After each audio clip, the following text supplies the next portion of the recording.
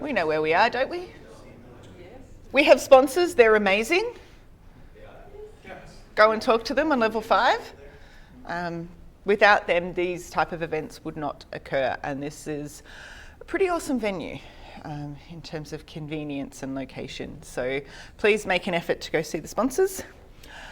This is what we're talking about today. We're talking about Fabric. And I will kind of go off tangent a little bit, but we will sort of stay in the Fabric space. If you're in the wrong room, I'm sorry, jump up now. And I won't be offended if you jump up now and leave or later. That's perfectly fine. I want to funnel people to the right rooms. Make sure everyone's in the right spot. Alrighty, I'll start with the introduction. My name is Kelly. I am a consultant and general manager. I say solution specialist, I'm a consultant. With a Melbourne and Adelaide-based consulting company called Lobster Pot Solutions. I was just explaining before, I've been in the data warehousing data space for 20 years now. Sort of started answering people's questions via T-SQL queries, and now I build the systems so they can help themselves out to answer those questions. As a consultant, my primary passion, my focus is always on understanding what people want and then converting that into a manageable solution. That's sort of what I'm all about. I'll just quickly go through what we're going to cover today. So obviously our topic is Microsoft Fabric. Who's played with Fabric already? Has anyone got a bit of an idea? Have you played a lot or just a little bit? Yeah, I'll keep it pretty simple. I have done similar talks and shown this demo at a couple of different Fabric conferences. So obviously that audience knows what's going on and has played with it quite extensively. I knew that was going to happen. That always happens. So what I'm actually going to do is I'm going to explain a real life scenario of a real organisation, being the organisation that I'm the general manager for. And then we're going to look at different ways to bring the data that runs that business into a unified single platform, which is Microsoft's buzzword for Fabric. A unified platform for all your data integration and analysis needs. So, like I said, I will not be offended if this is the wrong session for you. Please, go find something else. However, like I said, we're going to work through a real life scenario. From here on, I'm going to move away from my slides and go demo. Wish me luck, because, it hasn't worked particularly well today for some people, from what I've seen. I'm not going to build anything from scratch. It takes too long. It's a little bit, you get bored. I'm going to show you what I've built, if that makes sense. So I'm hoping that will kind of help me out on my side. But in saying that, I have a wobbly lectern and a weird projecting thing. So let's see what happens. Alrighty. And then my mouse decides it's not going to work. Hang on. Okay, so come on in, guys. If you want to jump across so you can get in from the other side, please do. Like I said, this is very demo based. So ask questions. Happy to have discussions. I'll finish hopefully with enough time for the next session. No, with time for the next session, and so everyone can sort of move on and those sorts of things.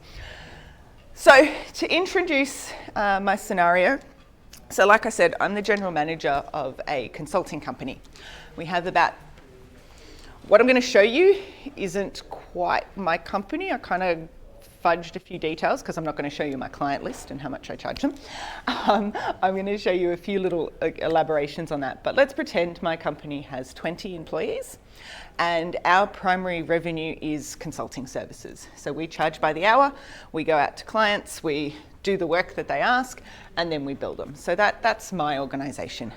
And with 20 people in my organisation, reasonably small, not tiny, but small. And as the general manager, I really want to understand a lot of different things, but is my workforce engaged? Are they happy? Do they have enough work to do? There are some more seats around here if you want to come on in. Is my workforce happy? Are they busy? Are they doing enough work? How much work are they doing? Are they overworked? That's the kind of analysis that I need to do on a daily basis. To give you a bit of an understanding, we log our hours through a web-based product called Harvest, which has, you go in, you enter your time against a client. It's all good.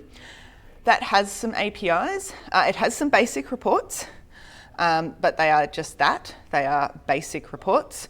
They don't give me a whole lot of info. And I can export data to Excel and CSV if I want, but it is a very manual process. They do have some cool APIs that I can use and that I can pull information from. Okay, so that's my first system. My second system that I use quite extensively at work is Jira. So I use Jira for project management, as well as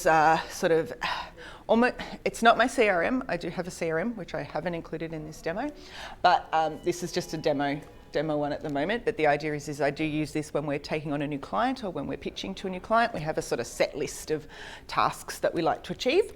And we sometimes assign them out to our consultants to go to the client and talk the real big details and things like that. And the third system that I want to integrate at the moment, like I said, I spoke before about I want to see how my employees are engaged at the moment. I ran an employee engagement survey a couple of months ago, and it's loading slowly. And as per most employee engagement surveys, because I use the template from Microsoft Forms, it asks the kind of questions: what department are you in? What's your job role? How long have you been in the organisation? What's your age group? And then, how satisfied are you? And then the matrix we've all seen before: do you agree or disagree with these statements? So as you can imagine, there's quite a fair bit of data that was collected in this particular scenario. And like I said, I got 20 responses or so. So bit of a split. Most of my team are consultants. I've got a couple of people in sort of support roles. What's their different roles? And then I started to get these answers. Now I used Microsoft Forms, so built into SharePoint, pretty standard. And the reports kind of look nice, but they lack a lot of functionality. So one specific thing here, if you're extremely dissatisfied, well, wait, there's none of you. If you're neither satisfied or not satisfied, does this apply to certain departments? Does this apply to certain roles? Does this apply to people that have been in the organisation a certain amount of time? There's no way within Microsoft's standard tool here for me to do multi-question analysis. Okay, I can look at the results from one question. I can look at the results from another question. I can't cross-filter and say, well, if I'm only looking at this group, what are the results further down?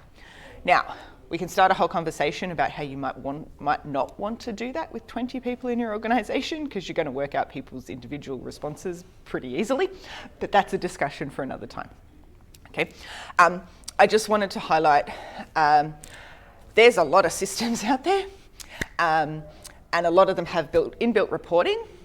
In my experience, the reporting is good, but not great. Okay, so how do we solve that and make the reporting great?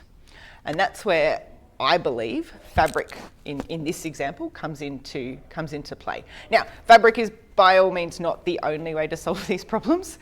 This is just one way to solve the problem. So, being that we're data consultants, I decided that I would start trying to solve this problem in Fabric. For those that have seen Fabric before, I do appreciate before when I asked for people that have played, they might not have seen it. Of those that haven't seen Fabric, have you seen Power BI? Most people have seen Power BI. I'm actually in Power BI. I'm actually in app.powerbi.com. So this is the web portal for Power BI. However, 12 months ago, Microsoft announced Fabric, and then 6 months ago at the Build conference in October, I think it was last year, they made it public, or made it generally available, sorry. It was in public preview 12 months ago, it was generally available only 6 months ago. It is a baby, and as a result of it is evolving very quickly. When you come down here to this little icon down the bottom, if you can see, you have Power BI, and then everything else is basically Fabric, okay? It's there.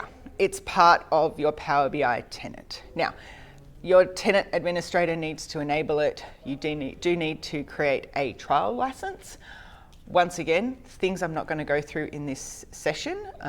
To be honest, we had a conference in February with about 70 hours of Fabric content.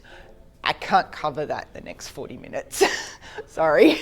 I'm not going to go into those details. I want to sort of show you what I've built. But I have enabled Fabric on this particular workspace, and I'm still in a trial mode, which is nice. But like I said, if you're really curious, come and talk to me. We can discuss pricing. Out of scope for this chat. Okay, just wanted to show you, you technically don't even need to change to one of these. I just do because if I see Power BI, I get confused.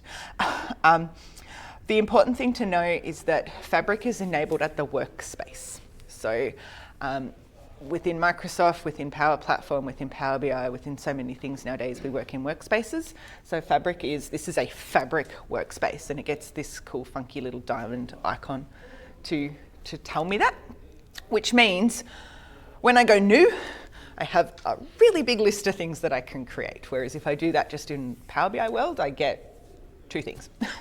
So becoming Fabric, or using Fabric, means that I get a big long list of things to create, which is very exciting. All right. I appreciate I'm going really fast. Any questions? Do you want me to just keep going? And one of the workflows is industry solutions. Yes. I've not seen that before. That one's only just come out down here. Let's take that online and have that conversation for another time. Okay. Cool. There was a Fabric conference in Las Vegas just before Easter. So much stuff got announced. Like I said, we could go down the rabbit hole of everything. Let's not. Yeah, there's lots of cool things. It's awesome. All right, so back to my scenario, back to my business. I have an employee engagement survey. I have information in my timesheet system. I have my Jira system. I have all sorts of different ways that I want us to bring this information in. Now, for those that are familiar with Power BI, Power BI is always and will always be a very awesome data visualization tool. It is now part of the solution. It's not the entire solution. So previously, I would have connected to those data sources in Power BI. I would have used some Power Query magic. I made it all work, made it refresh, and I create my little island model. And I can create reports with that model. And it's a little island, and other things need to do a lot of work to see it. It's a really good, small, compact solution, but it doesn't create the ability for me to build something that's enterprise large. I can create lots of little things that become enterprise ready, but they've got to be lots of little things that are pieced together. Fabric kind of completes the full circle of more of an enterprise data warehouse. Power BI is lots of small models, which is great, but the world's evolving. So I go back in my history of work and I think back to my traditional data warehousing days when we used to connect to a source system, do ETL or ELT to grab the data out of that source system, play with it, do stuff with it, transform it, massage it, make it pretty, and then we present that data in a reporting layer. Now, for old school data warehouse people, you may have remembered the term cubes. We used to build cubes in the middle. Cubes help with making sure your reports run faster, is really their use. Fabric now lets us create that model, more so than Power BI ever did. So with that in mind, I'm going to go, got my sources, got my 3 different sources that I just spoke about. How do I get them into a layer, into a place where I can transform the data, I can massage the data, I can refresh it when I need. And the solution for that in Fabric is what's called a lakehouse. So in this particular example, I have created an employee satisfaction lakehouse. And to start off, all I did was go create me a lakehouse. I didn't want to do anything massive with it to begin with. I'll show it to you in the next step, but I kind of just wanted a shell for it at the start. The next step I need to do is create a way of moving the data from my source system into that lakehouse. Okay? Now, there are multiple ways that I can do that. The great thing about Fabric is that it doesn't make you subscribe to one solution. It lets you pick on a whole heap of different things what you want to do based on your knowledge base as developers, based on your business needs, based on a whole heap of different things. So we have pipelines, which I do sort of have a couple of examples of down here. So these are for those people that have come from an Azure Data Factory background or a Synapse background. The pipelines align with that. I can also use notebooks, and I can move data around with notebooks. What I'm going to show right now is actually data flows. Data flows because quite often I'm giving this presentation to people who understand Power BI, and data flows are for the people that understand Power BI. So a data flow is a Power Query within the Fabric world. So for those that are used to Power BI, they'll remember you open up Power BI, you go get data, and you open up a Power Query window. This is a Power Query window. Okay? In this particular example, I'm going to the question that was raised before the session started. I'm not going to show you how I got my data out of my timesheet system into a database. I wrote some code to connect with the APIs, and I load data from that system via the APIs twice a day. Okay? And I've landed it in a data warehouse structured database. Once again, conversation for another time. Not something that I'm going to focus on right now because it's more, API calls and code and things like that. The structure is dimensions and facts, which is what I chose to do when I built that connector, when I built those calls to the APIs. All I care about now is that I've got the data in a SQL Server database. It's actually in Azure SQL DB online in the cloud, and I'm able to connect to it with my data flows within Fabric. So when I opened this up the first time, it was empty. I say get data. The good thing about Power Query, and this is always a good gotcha, don't just look at the top 7, go view more.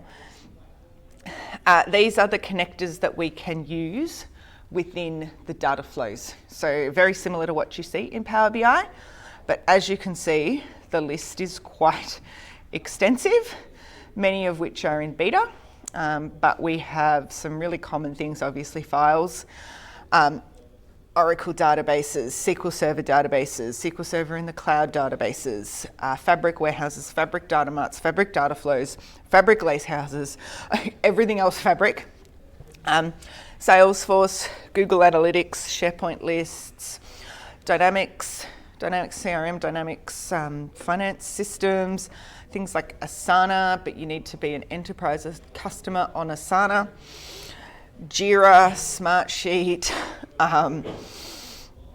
what else? There's SurveyMonkey, SolarWinds, and then you can always write a blank query and call APIs if you are unsure about what you're actually trying to connect to. So the list is long and it is growing. Microsoft are releasing things as they become available. The list hasn't grown a lot lately. It did very early on, but I just wanted to highlight OData, web pages, web APIs, Active Directory, which is now Intra. There's a lot of things. Some things require a license from the source system. Like I said, Asana is great, but if you don't have an Asana enterprise license, you can't call the APIs. I have been able to connect to Jira, and I can bring all my card information over from there, which is very cool. Lots and lots and lots of cool stuff. So once I've been able to bring my data in, like I said, this one's a SQL Server database, so it's pretty straightforward. I can apply steps and do all the transformation stuff that you can do within Power BI. Okay, I may want to promote headers, I might want to merge two queries together, I might want to replace text. I'll show you. And I have a list of queries down the side. I've grouped them all together in the same data flow because they're all connecting to the same database. Okay, but I can do things like I never want to sum my client ID, so I'm going to turn you into a text field, because I don't really want to sum up my client IDs. That's not really going to help me in any way, shape or form. I can do all sorts of different transformations. It does feel quite a lot like Power BI. There's a lot of tutorials online about the details and everything. It is quite extensive what you can do, and when you're unsure, you can always write the code to do it if you can't find the buttons, if you're that way inclined. The one difference between this and Power BI, however, is once you're done in Power BI, you click Close and Apply, and then those changes are there and you can add them to a report. However, they're only there in that report. What we're trying to achieve here is to send these transformations to somewhere where multiple processes and multiple people can see that transformed database. So down here, we have a destination. We can come up here and tell it where we want to go. I'm going to go to a lake house in this particular example, and it's going to need me to authenticate. Yes. I'm not going to waste my time logging in. However, just to sort of let you know, you do need to set it to a destination and then you publish it. Because the demo gods are not kind to me, I'm not going to actually publish it because it takes 10 minutes or so to actually load all the data and publish it.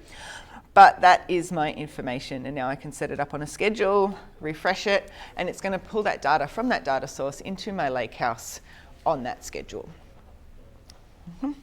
I've set up similar data flows for Jira and for my Microsoft form for my, employee satisfaction survey. For those that are interested, my employee satisfaction survey is stored in SharePoint, the benefit of Microsoft Forms, and is updating in here in real time, which is very, very cool. And where that all lands is in my lakehouse. Right, I'll give it a sec. One thing to note is I haven't left my browser. I'm still completely 100% browser based. So I need internet, but I know a lot of government organisations and school organisations that put really strict restrictions on what you can and what you can't install. And being that things like Power BI Desktop have a 1 month release cycle, which means you need to install updates once a month. It's about 10 times a year. There is a way around that by using Microsoft Store, but the kind of organisations that don't let you install your own updates generally don't enable Microsoft Store. So you need a sysadmin password every 4 weeks to upgrade Power BI. That is a issue in a lot of places, and a few people around the room are nodding because they appreciate that. I have not left the browser. I have not installed a single thing on my laptop to do what I've shown you so far, which alleviates that whole problem. Cool? All right, this is my data lake. So data lake is technically based on the Parquet file format, which is a industry accepted open source file format, which means from here, my data can go to a lot of places that are open source. I can use ClickView, I can use Tableau, I can use a lot of analytics tools. I am now in a non-Microsoft proprietary format, and I can send my data anywhere that I want. I personally don't want to, I want to stay in the Microsoft world, but just letting you know that that is an option. What you see in here is the tables that I created. So client project we played with. I've also got information in here. This is my Jira information. When it decides to load up, there you go. So they were some of my different tasks. These are my Jira issues. this is my employee satisfaction results. So this was the answers to all the questions, line by line.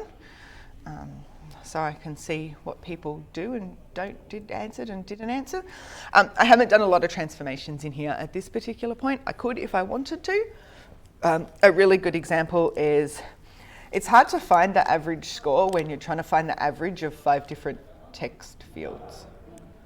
It's not actually possible. I could quite easily set up a mapping table that say that, highly satisfied is a 1 or is a 5, satisfied is a 2, neither is a 3, not satisfied is a 4, some very not satisfied is a 1, I don't know, I lost count, which way was I going? And then I could actually do averages.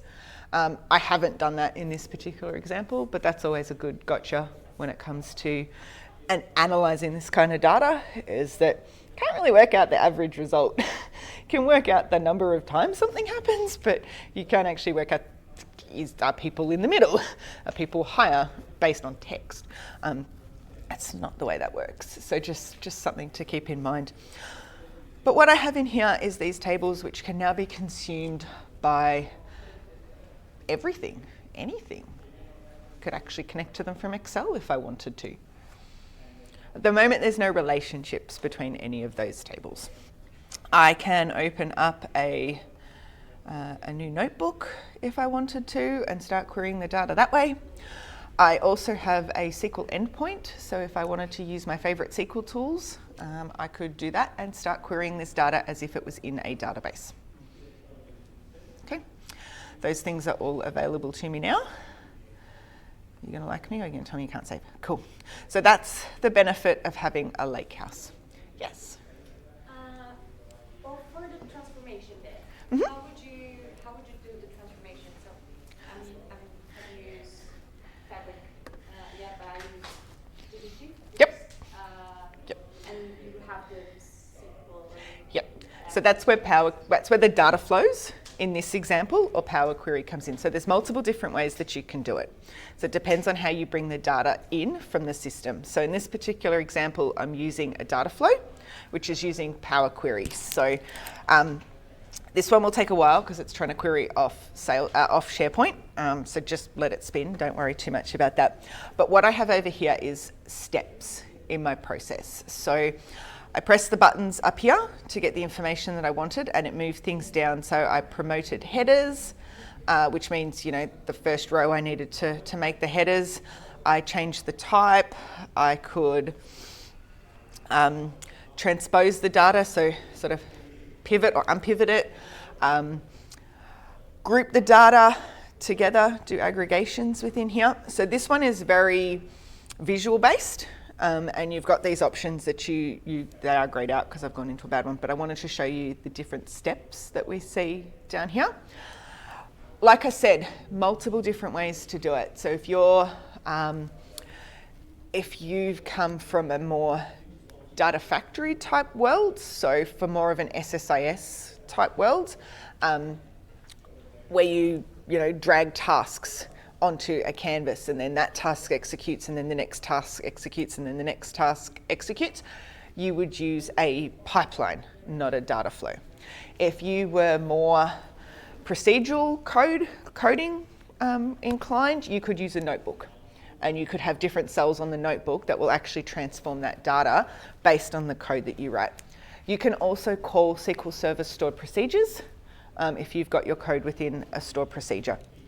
There are multiple different ways to do it, but you do it in this part of the process, in the data flow or the pipeline or the notebook or the query code, whichever you choose, whichever you know best.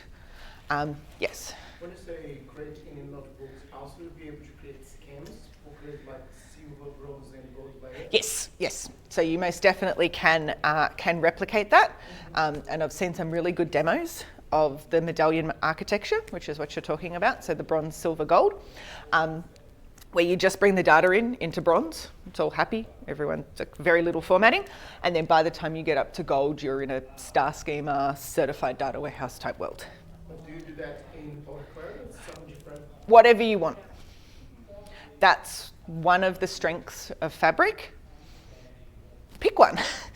And like I said, pick it based on you, your developers, your source, well, all the source systems are available, what you know, what you're comfortable with, what you're trying to achieve. It's quite flexible in that respects. You can do some stuff in data flows, some stuff in pipelines, and some stuff in notebooks. It's entirely up to you. You've also got the choice of, you can land things I'm showing you in a lakehouse. You can also land things in a data warehouse, in an actual database. You get a lakehouse with the warehouse, you get a SQL endpoint with the lakehouse. It's much of a muchness in some respects. You do get some benefits from each. You get to pick. That's where the strength of Fabric is coming out. And how does the version control or how do you organize? Good question. It's still a work in progress. Microsoft released a lot last month at the Fabric conference. Shortly, not quite there yet, shortly, everything can be committed into Azure DevOps or GitHub. Every single item that you saw out here. This demo is not really set up for it, I'm sorry, but like I said, it's coming, and at the moment it's coming object type by object type. But the idea is you can integrate your workspace with DevOps, and every object within your workspace will get committed to that workspace, pushed to that workspace when you make changes. When you're doing the Power Query, is it how much save each step that you do? Yeah. So when you do Power Query, when you do data flows, it saves the steps. You can change the order of the steps, you can modify the steps, you can do all that sort of stuff. Saves it automatically because it's all browser based. It basically does a save every 30 seconds or so.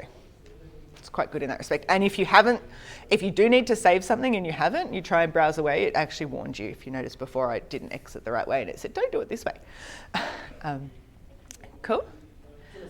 Yeah. I see that what you show for us is basically integrated Power BI desktop in cloud and do all the transformation. Yep. But there's something that I'm missing in Power BI side is like data modeling, like how you connect. Give me a sec. Give me a sec. That's next. Cool. Any other questions before I do move on? Follow-up question on that DevOps thing, right? Mm-hmm. So you mentioned that it is sort of coming into Fabric as well. But when it comes to GUI-based SSIS, if you take SSIS, right? The problem that we have is even if you just move a component, there would be a commit, right? Yep. And when it comes to notebooks, the cell, coordinator cell would be there and it would be a commit even if you don't Correct. change the code, right? This Would is- there be any improvement when it comes to this? This is why they're not all ready yet. Yeah. Microsoft are working, they do understand that problem. So for those that didn't understand the question, back in the SSIS days, if you moved a box, it thought you changed everything and you had to recommit. And all you did was physically move where something sat. You didn't actually change any code or anything like that. It's not quite the same. It does work a little bit the same with Power BI. But Microsoft have invested a whole heap of effort into making those sorts of things easier and not happen in that particular scenario. That one doesn't happen anymore. Just as an example, so a Power BI file was always just a single file, Power BI desktop file. And if you change the color of a visual, if you change the size of something, and someone else changed it, you couldn't merge the changes because it was all one file. They've now split out Power BI files are now a folder with sub-files. So they've split the whole Power BI report into a whole heap of smaller things. So if you change page 1 and someone changes page 2, the merge becomes instantaneous. It's still evolving, it's still working, but that's an example of one of the things that they're trying to change because they knew that that was a big issue when it came to multiple developers. There are still a few issues at the moment. There's some problems with DevOps pipelines. You have to own the object to deploy the object, which for enterprises, everyone knows if you built it, you don't publish it. But Microsoft are working on that. Cool. To raise a quick question, like if you develop a report, someone else can have access to that. Yes. He also can change. Same Yes. time that change. Yes. If you set the access up accordingly, yes. How would they control that? Because I had some problem with that. All right, let me keep going with the demo and I'll circle back to that one shortly. Cool, if I forget, remind me. Cool? All right, so we've created a lakehouse or a database. either or. Like I said, Lakehouse in this demo could have been a data warehouse without any, I literally just had to pick a different thing when I started. Now I want to, as you said, do some modeling, do some actual creating the relationships, creating some, what we used to do in cubes, which was sort of pre-aggregations. What that's called now is a semantic model. So I went up to new, I said semantic model. It asked me what tables do I want to add, because I didn't actually want all of them. And then I sat here and I did all my relationships. Okay, so this is, once again, for people who know Power BI, this happens within the same file that I was already working on that someone else now can't change because I'm the only one that can work on it at once. I'm now in something completely separate and I can create the relationships. The colours across the top represent that this is direct lake, which means unlike Power BI. So in Power BI, there was two ways to bring in the data. There was import mode, which basically meant you go out to your source, you input the data, and then you need to refresh that data every time you want updated data. And then there was direct connection. There was a couple of different ways to do direct connection, depending on what you're connecting to.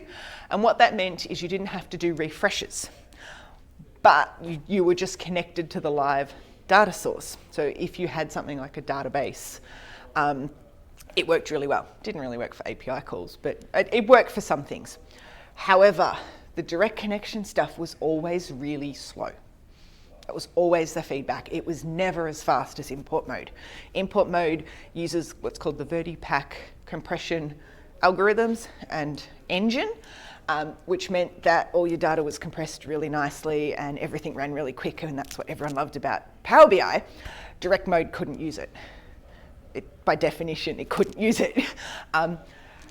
Direct Lake is the best of both worlds. That's the new thing that's come in with Fabric, is that because I'm coming off a lakehouse or a warehouse that I've built within my Fabric environment, I can now use Direct Lake in my semantic models. So I'm not importing, I'm getting live data. I don't need to do refreshes as often as I did. So I have to refresh my semantic model, but I don't have to refresh my Power BI models anymore. They're just live, up to date with what data I have based on my ETL side of things, okay? But I'm getting the performance that I was getting from import mode, which is kind of cool. Obviously, there are scenarios where it works and it doesn't work, but in testing, it's been doing a really good job, like trillions of records in seconds. Type demos have been happening, which is very awesome. So what you see here with the blue line across the top and the little description here is these are actually being able to connect in Direct Lake. Some things might not be able to, depending on the source, depending on where they're coming from. But in this particular example, they have. And I've created my relationships. So over here, I'm relating my timesheet to my employees based on my employee ID. It does a lot of auto discovery on the relationships. I can give it some other information. It's very cool. I can hide things if I don't want people to see the ID. I just want them to see the name. I can do all that work in here. Okay.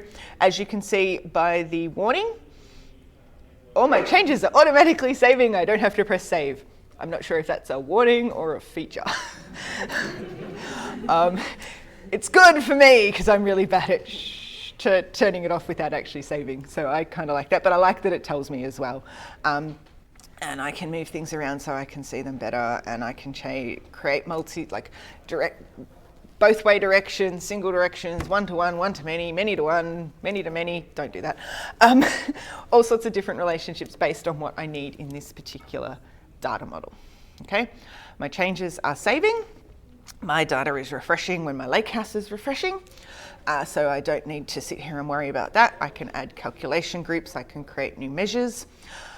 I can add new tables. I can do all sorts of things. So like I said, for those people from the Power BI world, you will recognize this interface. It does exist in Power BI Desktop.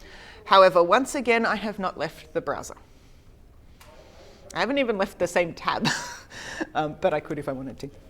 So that is very cool. All my changes are saving. Everybody's happy. That can now get checked into DevOps and not have affected anything else. And moving stuff around doesn't get checked in.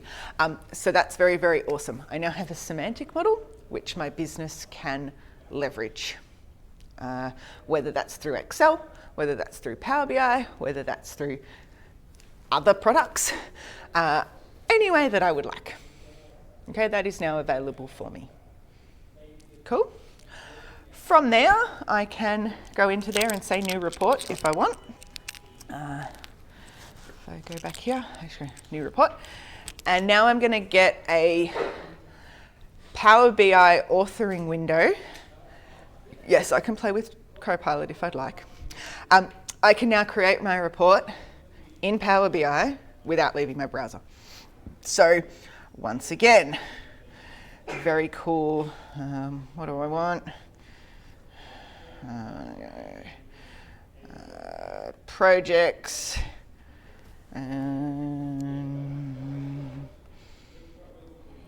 Hours. All my projects by hours. Drag and drop, pretty simple. Cool. I can publish this, well actually I don't even need to publish it. This one is called, yep, save, that'll do, yep.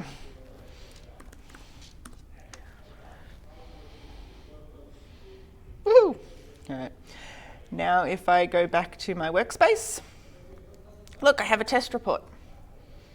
And my business, with the right security, can access that report if they want. It's that simple to report off that data. I mean, obviously you want to actually build a report that's useful, but it is that simple once you get to this point in the process, and this report does not need a refresh schedule because your lakehouse is refreshing, which is very cool.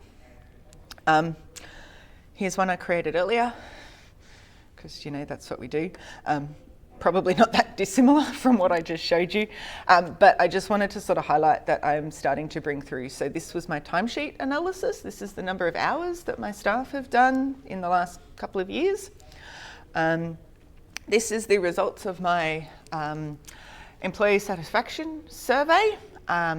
So what we saw before in forms, where we had these wonderful, wonderful pie charts, except I can now filter and cross filter. And I've done it badly because I kind of wanted to show that pie charts are evil. But just to sort of give you that understanding of if I want to understand what my managers think of the world, my managers have been there for 3 to 4 years primarily, and they are extremely satisfied. Woohoo! Guessing I'm on the right track with that particular one. However, if I change that up and I say my individual contributors, so my team members, my people that actually go and do the work, not my managers, not my team leaders and things like that, where do they sit? Well, they probably still make up a big portion of the somewhat satisfied group. But, you know, well, they make up all of the somewhat dissatisfied group. I might need to look into that. But now I have that ability to cross-filter my questions based on responses to other questions. Make sense? If I then turn around and I bring in my data from Jira, I now, within the same report, can tell you how many issues I have at the moment in my Jira environment, how many of them are subtasks, how many of them are service requests, what's their status. We've resolved one of them. It was a demo Jira, just to sort of give you the point. And at the moment, I'm the only one that's actually doing anything in Jira, apparently. And then I can bring it all together in the same page, which is where a lot of businesses come and go. I go to Jira and I get that information, and I go to timesheets and I get that information, and I go to my form and I get that information. So I have picked me because I don't want to, release details about others. And I am currently assigned 60% to this project and 40% to that project. And I have a bad pie chart. I have 5 issues at the moment. One's in progress, one's launched, one's ready, one's resolved, and one's waiting for support. I have logged this many hours over the last couple of months. I have logged to this client more than anyone else. And this is not my results from the survey. because I don't want my boss to see my results from the survey. This is the results of the department that I am in, because I created a table that linked me to my department and my department to my survey. So what I have done here is, of the people in my department, there are 12 of us. 2 are extremely satisfied, 2 are neither, 2 are somewhat dissatisfied, and 6 are somewhat satisfied. Because I don't want you to know my actual results. I want you to know my team's results. Okay, so I now have a dashboard or a report that is bringing in information from the 3 systems that I've spoken about, but also a mapping table that I have manually imported to map my survey to my employees, which, in the interest of time, I'm not going to go through and show you, but you can understand that my survey results do not have my name. The survey was anonymous, but I have been able to add some value, bring that data in some way. Does that make sense? Cool. All within Fabric, all within the same workspace. Okay. Couple of things, and to sort of go back to your point, workspace security is set. So there's different ways that you can do it. You can set it at the item level, you can set it at the workspace level. So in this particular example, everything in here is in the same workspace, and I can add people, and when I add people, I can't change that, so I'll do this. That one.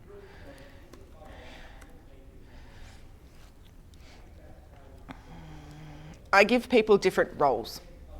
Okay, so within here I can give people that I add different roles. So admin is obviously, can do everything, administers the whole workspace. A member can, I'll start at the bottom. A viewer can only see the information in there. They can't refresh data, they can't add data, they can't share reports to other people. A contributor can add, create objects, but not control other users. A member can add and create and share things and do some other things. There is some Microsoft documentation on what the 4 different levels actually allow. So you basically add people, tell them what level access they have, and that's what they can do. You can also add groups. It's not just user-based, it's Entra. You can create groups, so you can say, all my developers can do this. You set it at the workspace level, so you might have a development workspace and then a reports are ready workspace. You might have a bronze, a silver and a gold workspace. You can set the security accordingly for each of those workspaces. If you want something even more secure than that, you can come down and change the permissions on the object level. In terms of the security, like in Power BI desktop, it can create all app security. Sorry, say that again? In Power BI desktop, you can create all app security. Yep. Where you can Yes, you can still do exactly the same. Yep, you can do it at the semantic level. And Microsoft has announced one security. Unfortunately, and they have admitted they kind of jumped the gun when they announced it. It is going to revolutionize a lot of this. It is going to change it up a little bit. It's going to include things like row level security, object level security, those things. However, it's not ready. So they did announce it very early on when they announced Fabric that it will become a layer, but it's not here yet. It is something that they are working on. Microsoft is going to stop investing in Power BI and create everything in Fabric. Power BI is a part of Fabric. It will always be a part of Fabric, and Microsoft will invest in Power BI as it invests in Fabric. So there's been as many changes come out in Power BI in the last 6 months as there have in Fabric. It's still evolving very, very, very quickly. Okay, you still get your monthly updates in Power BI Desktop. The good thing about Power BI Desktop, by the way, I can connect straight to the lakehouse I just created. So if you do have people that use Power BI Desktop, it just works. It's very cool in that respect when it wakes up and decides to connect. So look, that's the lakehouse I just created. And I don't have to do anything. I don't have to create relationships, and I don't have to do any of that stuff. It just works. It's awesome. Cool. There's some other cool little features that I didn't show. This one gets, so for those people that love data governance and love knowing where their data comes from, this one's awesome. I know it's very small on the screen, but this is my lineage view. This is telling me of all those items that I just showed you, where they came from and where they go. So you can sort of follow the boxes and understand how your data evolved into your solution. There's lots of cool features. Like I said, there's a lot more than I can cover in 45 minutes. Any other questions? Just, do you think that the modelling tool in Fabric is has all the same features as the modelling tool as the modelling in Power BI? Yes. It's pretty much The modelling tool does. The Power Query is almost there. The modelling is definitely there, and the reporting elements there. So yes, they have moved Power BI into the browser. If you were working with Synapse workspaces, Yep. you had objects in one region and Yep. backhouse in another region. Yep. No, that's great. Okay. Keep going. No, keep going. Just for everyone else. Can you access everything through different regions? Yeah. So workspaces live in regions. You can access things across workspaces. That is one of the features of Fabric that makes it very awesome. You can have a bronze workspace, and your silver can access that, and gold can access silver or bronze, and all those sorts of things. You can access across regions. The caveat I will say is that you will pay for data moving. So if you've got all your data in Australia Southeast, which is the Victorian Data Centre, and you want to transform your data and move it from Australia Southeast to Australia Southeast, that will perform really well and will not be an issue and will not cost you much.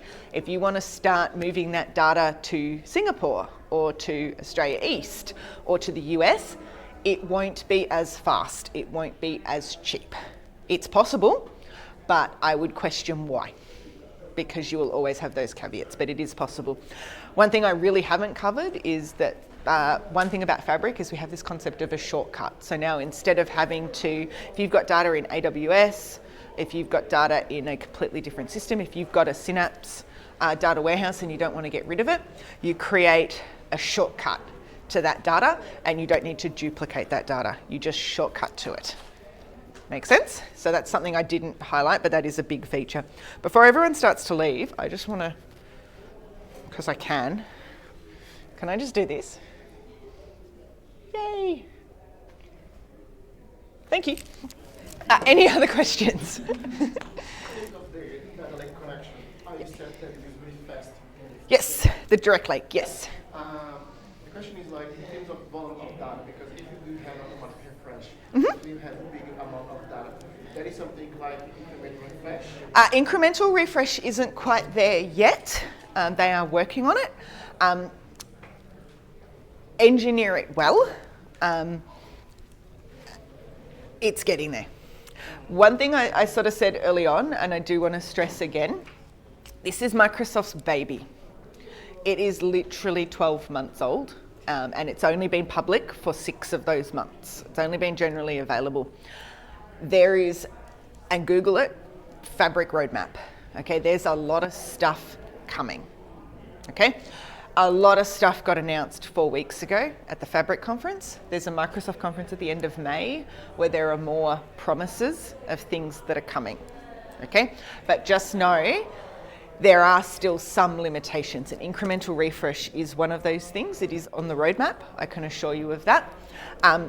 Because you're loading into Parquet file format though, depending on your data source, you just truncate and go again.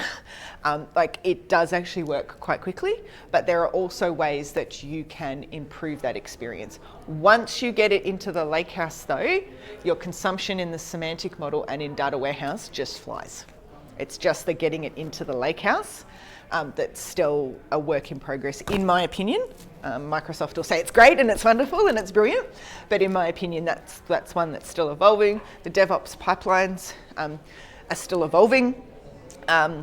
If you're in a private cloud in your organization, if you've got VPNs in your sort of in a private world, that's still a work in progress to get to your sources.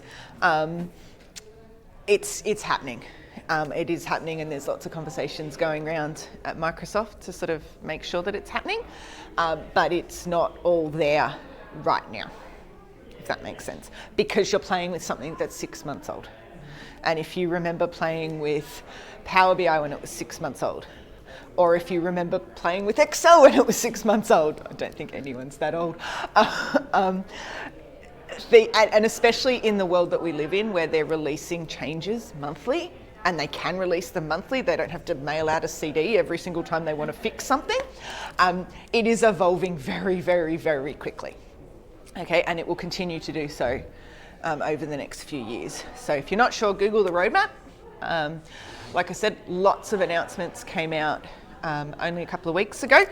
For those that are curious, this is awesome. I can create folders within my workspace and put things in.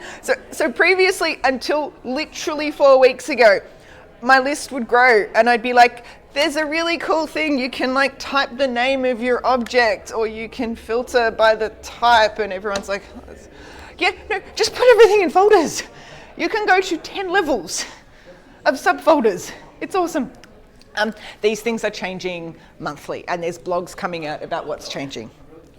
Oh yes, the dogs are coming in. I do have to vacate the room, which I'm going to do. I will still be outside if anyone has any follow-up questions. Thank you for your time this afternoon. I do sincerely appreciate it. I hope you learnt something.